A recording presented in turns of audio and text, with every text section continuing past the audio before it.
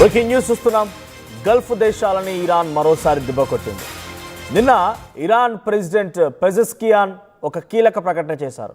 మేము ఇజ్రాయెల్ అమెరికాతో యుద్ధం చేస్తున్నాం, గల్ఫ్ దేశాలతో కాదు. ఇకపై గల్ఫ్ దేశాల ఎటువంటి మిసైల్ డ్రోన్ పడదు, గల్ఫ్ దేశాలు ఎటువంటి ప్రమాదానికి మేము కారణమవ్వము, గల్ఫ్ దేశాలు ఎటువంటి అటాక్స్ చేయము అని చెప్పి ఓ కీలక ప్రకటన చేశారు. అంతలోనే ఆయన ప్రకటన చేసినటువంటి కొన్ని నిమిషాల వ్యవధిలోనే మళ్ళీ వరుస అటాక్లు మొదలయ్యాయి. దుబాయ్ ఎయిర్పోర్ట్ ధ్వంసం చేశారు, ఖతర్లోని ఒక కీలకమైన ప్రాంతాన్ని అటాక్ చేశారు, కువైట్ పైన దాడులు జరుగుతున్నాయి.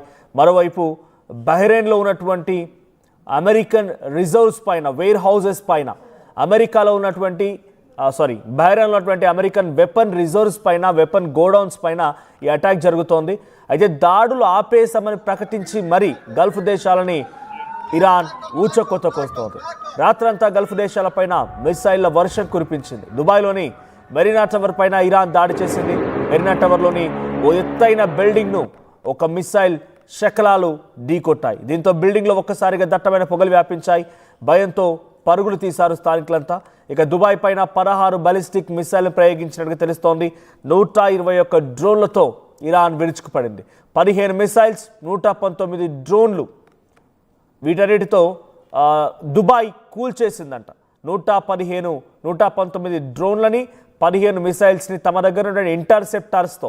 సో ఇక్కడ ఇంటర్సెప్టార్స్ అంటే ఏంటి అంటే అటువైపు నుంచి వచ్చే మిసైల్స్ని పూర్తిగా ఢీ కొట్టి ఆ చిన్న చిన్న శకలాలని భూమి తాకక మునిపే వాటిని పేల్ చేసే విధంగా చేసేటువంటి ఒక ఇంటర్సెప్టార్స్ అన్నట్టు. సో ఇంటర్సెప్టార్స్ని ఉపయోగించి 15 missiles, 119 డ్రోన్లని కూల్చేయగలిగింది Dubai army.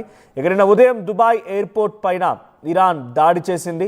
Saudi Arabia పైన 15 డ్రోన్లతో దాడి చేసింది ఇరాన్. కువైట్లోని ఆయిల్ ట్యాంకర్ కర్మాగారం పైన కూడా దాడి చేసింది ఇరాన్. ఇకపోతే బహ్రెయిన్లోని అమెరికా వేర్ హౌస్ పైన దాడి చేసింది. ఇక మిసైళ్లు, డ్రోన్లతో ఇరాన్ ఇంకా విరుచుకుపడుతోంది. సో ఖతార్ పైన 10 బాలిస్టిక్ మిసైల్స్ని ప్రయోగించింది. 2 క్రూజ్ మిసైల్స్ని కూడా దాడి చేసింది ఇరాన్. ఇక బాగ్దాద్ పైన కూడా ఇరాన్ భీకరంగా దాడులు కొనసాగించింది. సో డైరెక్ట్గా ప్రెసిడెంట్ పెజెస్కియాన్ ప్రకటించారు, I'm no more declaring a war against any gulf countries. I'm not in war with gulf countries, I'm in war against Israel and America. So I'm extremely sorry for what I have done. So I would not repeat the same once more అన్నట్టుగా ఆయన చెప్పడం జరిగింది. అంటే నేను మళ్ళీ దీన్ని repeat చేయను, నేను గల్ఫ్ దేశాలపైన యుద్ధం కాదు, గల్ఫ్ దేశాల గురించి నేను మాట్లాడడం లేదు అని చెప్పినటువంటి క్షణాల్లోనే ఆయన చెప్పి ఆ ప్రకటన జరిగిన తర్వాతనే వెంటనే మళ్ళీ అటాక్స్ మొదలయ్యాయి. దుబాయ్, బహ్రాన్, సౌదీ ఈ ప్రాంతాలపై అటాక్స్ కొనసాగుతూ ఉన్నాయి. సో మనం చెప్తున్నట్టుగా దుబాయ్లోని చాలా ఎత్తైనటువంటి బిల్డింగ్స్ పైన ఒక మిసైల్ శకలాలు తగలడంతో పెద్ద ఎత్తున మంటలు వ్యాపించాయి. సో ఆ మంటల కారణంగా స్థానికులంతా ఆందోళన గురయ్యారు. ఒక్కసారిగా పరుగులు తీశారు. మెరీనా టవర్ పైన ఈ దాడి జరిగింది. ఒకసారి పెజెస్కియాన్ స్టేట్మెంట్ చూద్దాం. ఆయన స్టేట్మెంట్కి, ఆయన మాటలకి ఏమాత్రం సంబంధం లేదు. సో ఇరానియన్ ప్రెసిడెంట్ పెజెస్కియాన్ మాట్లాడిన మాటలు విందాం. خدمت مردم عزیز کشورمون سلام عرض میکنم. تسلیت میگم مجددا. شهادت مقام معظم رهبری رو، فرماندهان بزرگوار کشورمون رو، دانش آموزان مظلوم و بیگناهی رو که مدعیان حقوق بشر، مدعیان آزادی، مدعیان انسانیت بیگناه با بمباران شهید کردن و روندی که متاسفانه وجود داره بدون توجه به تمام قوانین بین المللی هر جایی رو که دلشون میخواد بمباران میکنن و از مدارس و بیمارستان ها و مراکز مختلف در کشور پرهیز ندارن از اینکه این کارها رو بکنن.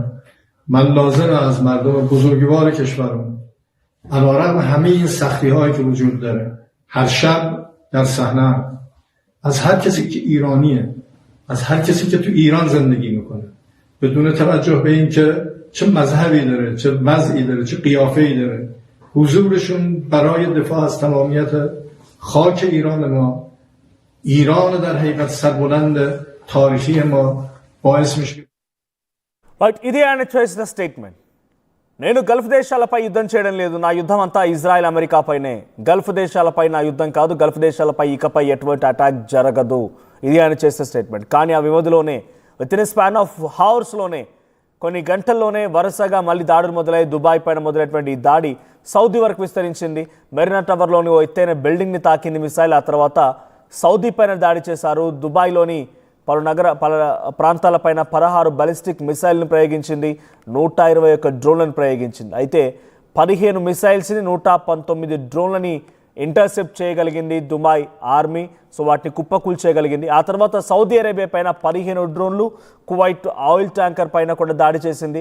బహ్రెయిన్లో అమెరికా వార్ హౌస్ పైన దాడి చేసింది. ఖతార్ పైన 10 బాలిస్టిక్ మిసైళ్లు, 2 క్రూజ్ మిసైళ్లతో దాడి చేసింది ఇరాన్. ఇక బాగ్దాద్ పైన కూడా భీకరంగా దాడులు కొనసాగించింది. ఇదొకటే కాదు, గంటల వ్యవధిలో చాలా పెద్ద మొత్తంలో తీవ్ర నష్టం వాటిల్లే విధంగా గల్ఫ్ దేశాలపైన అటాక్ చేస్తూనే వచ్చింది. సో సౌదీ అరేబియా పైన 15 డ్రోన్లతో దాడి చేస్తే 3 గంటల్లో 15 ఇరానియన్ డ్రోన్స్ వచ్చి ఢీకొట్టాయి. దాంతో అక్కడ కొంత కీలకమైనటువంటి స్థావరాలపై కొంత ధ్వంసమైనట్టు తెలుస్తోంది. అయితే వాటిని ఇంటర్సెప్ట్ చేసే ప్రయత్నం చేసింది సౌదీ అరేబియా. వాటిని పూర్తిగా గాల్లోనే పేల్చేసే ప్రయత్నం చేసింది. సో ఆ తర్వాత కువైట్ ఆర్మీ వాళ్ళు చెప్తున్న మాట ఏంటంటే, the Kuwait armed forces dealt this Sunday morning corresponding to March 8 with a wave of hostile drones that breached the country's airspace. So మా గగనతలం పైనికి కొన్ని ఇరానియన్ డ్రోన్స్ వచ్చాయి. ఆ డ్రోన్స్ అన్నీ కూడా మా గగనతలం యొక్క ఇబ్బందులు గురి చేశాయి, ఆ యొక్క ఉల్లంఘించాయని చెప్పినట్టుగా కువైట్ చెప్తోంది. Where by the fuel tanks belonging to Kuwait international airport came under attack by drones. So అక్కడ కువైట్ ఇంటర్నేషనల్ ఎయిర్పోర్ట్కి సమీపంగా ఉన్నటువంటి ఫ్యూయల్ ట్యాంక్స్ మొత్తాన్ని కూడా ధ్వంసం చేశారంట. ఇకపోతే ఇరానియన్ ఏం కన్ఫర్మ్ చేస్తుందంటే, ఇరానియన్ మీడియాని ఏం కన్ఫర్మ్ చేస్తుందంటే, బహ్రెయిన్లో ఉన్నటువంటి అమెరికా యుఎస్ వెపన్స్ వార్ హౌస్ని, so US weapons war house, బహ్రెయిన్లో ఉన్నటువంటి యుఎస్ వెపన్స్ వార్ హౌస్ని మేమే పేల్చేస్తామని అమెరికా మీడియా కన్ఫర్మ్ చేస్తోంది. మరోవైపు ఖతార్ మినిస్ట్రీ చెప్తున్నటువంటి మాట ఏంటంటే, Qatar ministry of defence announce that the state of Qatar was subjected Saturday to an attack involving 10 ballistic missiles and 2 cruise missiles. Qatar పైన కూడా 10 ballistic missile, 2 cruise missile ద్వారా attack జరిగిందంట. So Qatar arm forces by the grace of God successfully intercepted 6 ballistic missiles. 6 అడ్డుకోగలిగారు, 4 మాత్రం అక్కడికి వచ్చి పేలిపోయాయి. 6 అడ్డుకొని వాటిని గాల్లోనే పేల్చగలిగారు. So in unhabitated area without causing any casualties. వాటిని కూడా ఆ 4 కూడా చాలా దూరంగా వాళ్ళు పూర్తిగా పడే విధంగా డైవర్ట్ చేసినట్టు తెలుస్తోంది. సో దాంట్లో 2 క్రూజ్ మిసైల్స్ కూడా అడ్డుకున్నారు. So 10 ballistic missiles, 2 cruise missile ఖతార్పై వస్తే దాంట్లో 6 అడ్డుకున్నారు, 2 క్రూజ్ మిసైల్స్ని అడ్డుకున్నారు. సో 4 పూర్తిగా కుప్పకూల్చారు. ఒకసారి Qatar ministry of defence letter కూడా ఉంది, ఆ లెటర్ మీకు ప్లే చేసి చూపించే ప్రయత్నం చేస్తాను. సో ఆ లెటర్ ప్రకారం ఇది ఆ letter. So Qatar ministry of defence announce చేసినటువంటి లెటర్ ఇది. సో ఒకసారి పీసీఆర్ ప్లే